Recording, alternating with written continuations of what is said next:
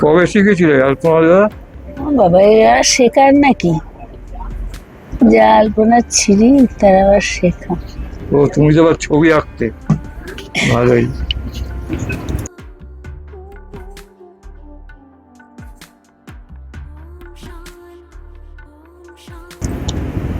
Paint faint দিয়ে দিলে সুন্দর হয়। কি দিয়ে? পেইন্ট দিয়ে দিলে ভালো হয়। খড়ি মাটি তা আবার ভালো এখনো গোলেনি, এক্ষুনি ভেজালা।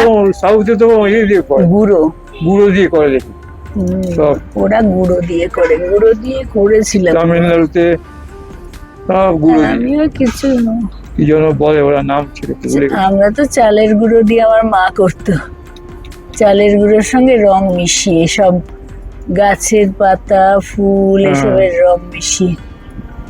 14 বাতি কি এখানে যাস না? হ্যাঁ হ্যাঁ ও যন্ত্রপাতি দেখতো।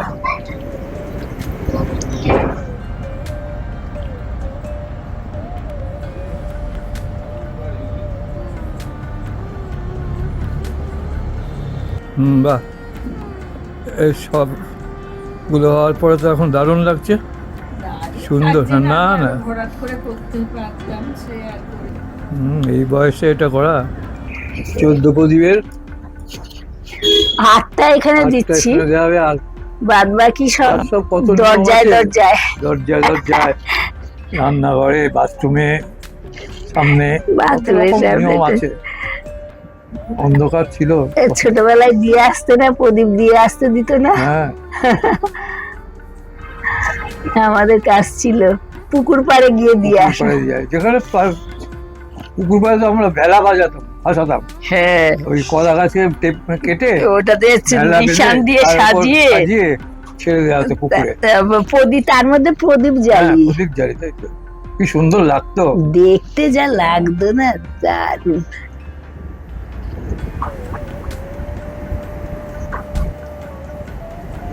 মাঝখানে একটা দেবে না? না মাঝখানে সিঁদুরটা দিতে ভুলে গেছিলাম, দিলাম লাল, ঠিক আছে, তাই জন্য ওটা দিলাম না, হাতটা দিলাম।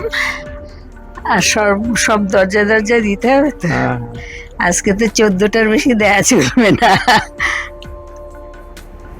সব 14 পুরুষ, 14 শাক, 14 বাতি, আর কি আছে 14, সব কিছু আছে 14। এদিকে একটু বলো,